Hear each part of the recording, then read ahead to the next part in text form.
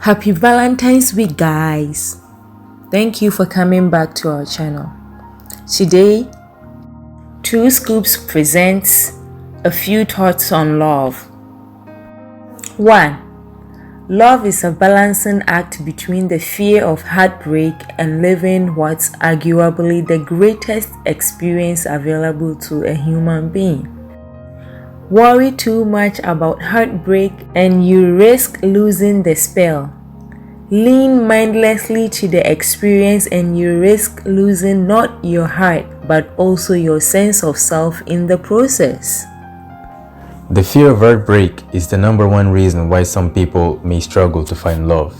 And the reason for that is that the need to be in control of the experience is by definition what ends up ruining it. It's the same as trying to enjoy a roller coaster while keeping your sense of safety at the same time.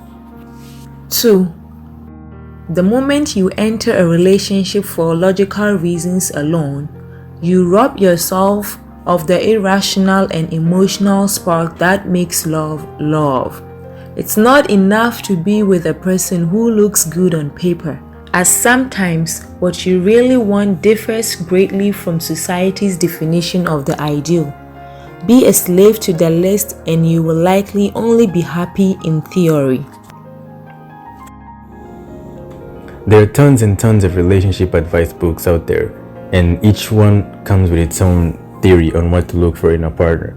On top of that, there's also what society in general defines as the right set of traits to look for in a potential lover.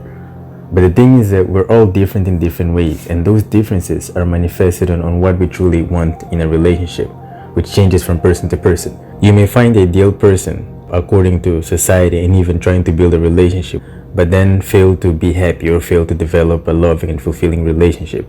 The only thing that really matters is that inner and almost subconscious checklist we all have that we may or may not be aware of.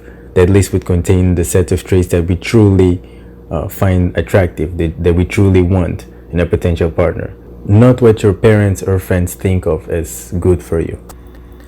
3.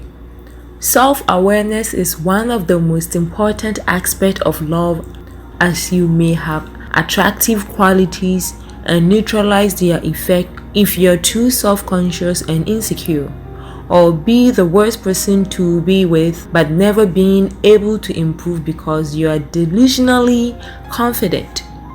Both have an incorrect view of themselves, and seeing it is often as simple as opening one's eyes. We are used to making checklists to judge potential partners, but fail to make an inventory of ourselves. This is a time of self-esteem in which every one of us is encouraged to believe in themselves. Like most good things, this too was taken too far. And today we have more and more people lacking in self-awareness as a result. And when lacking self-awareness, you can't improve, and so you can find yourself making the same mistakes in relationships over and over again. 4. A healthy relationship is a balance of giving and taking. Give more than you take and you risk burnout. Take more than you give and the ship of love begins to sink, because true romance is a product of a mutual expression of love, however it may show itself. The resentment that comes from a burnt out partner is a ticking time bomb ready to detonate at any moment, and once it does, the spark is gone. For both cases, you may have to start it all from scratch, and if you're self-aware enough, you won't be nearly as foolish the next time around. There are two influential and yet conflicting messages about relationships today. The first is that you should worship your partner, you should do everything in your power to make them happy, right? The second is that they should worship you instead, because you're the king or queen and you deserve it, and if they don't make you happy, you should leave the relationship. The problem with both is that they focus on only one member of the relationship when it takes two. 5. At the end of the day, love is an experience better lived and appreciated when you let go of control. Much like a memorable party, one may have all the ingredients for love and not find it. and just as easily have none of them and stumble into the most unforgettable experience ever. We're at a time in which people want to have more and more control over their lives. And what better place to look for control than relationships, right?